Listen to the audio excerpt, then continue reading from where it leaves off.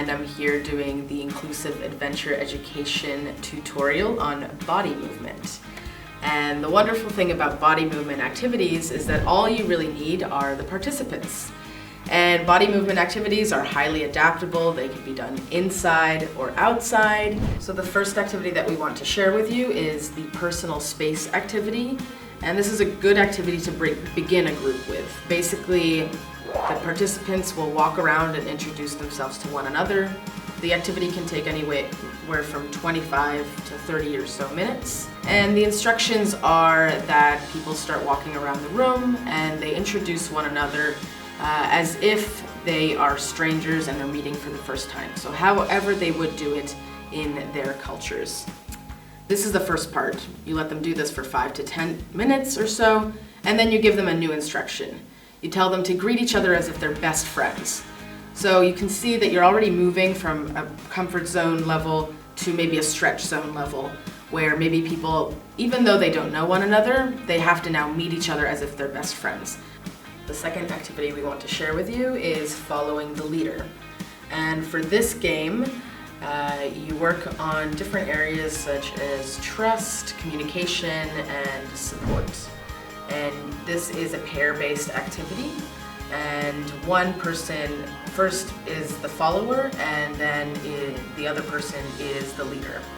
Before they start the activity, they need to agree upon a method of communication, either through different signals or through different speech, or also just the follower is being led by the leader.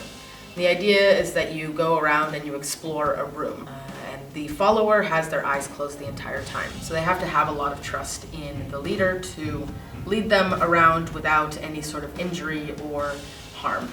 And then after the pairs have spent some time exploring the room, then they'll switch. And so the follower then becomes the leader, and the leader becomes the follower.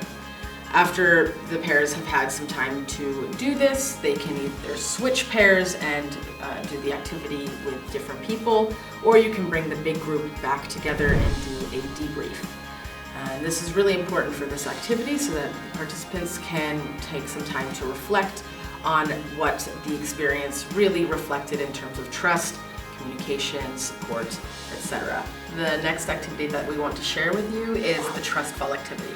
And this is mainly a trust building activity that you can use. And you can begin with pairs, and you can also have a larger group.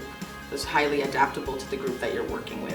You can also adapt it in different ways. You can either fall from just standing, or you can also fall from platforms at varying heights. The important part to remember with this is that the person falling has to fall with their entire body weight. So there are a few things that are involved with this. One, the faller has to have a lot of trust in the people that are catching them, or the person that is catching them. And also the person or people that are catching the faller have to be ready to support that person and feel comfortable doing so. You can also close this activity with some reflection. For example, some questions that you can ask were, was it more comfortable to be the faller or the catcher? And what was that experience like? And you can also ask, would you feel comfortable doing this activity with someone that you didn't know? And then you can compare that to how it would feel doing it with somebody that you do know, and what are some of those differences that you can feel. So finally, we want to share with you an activity called Bridge of Support.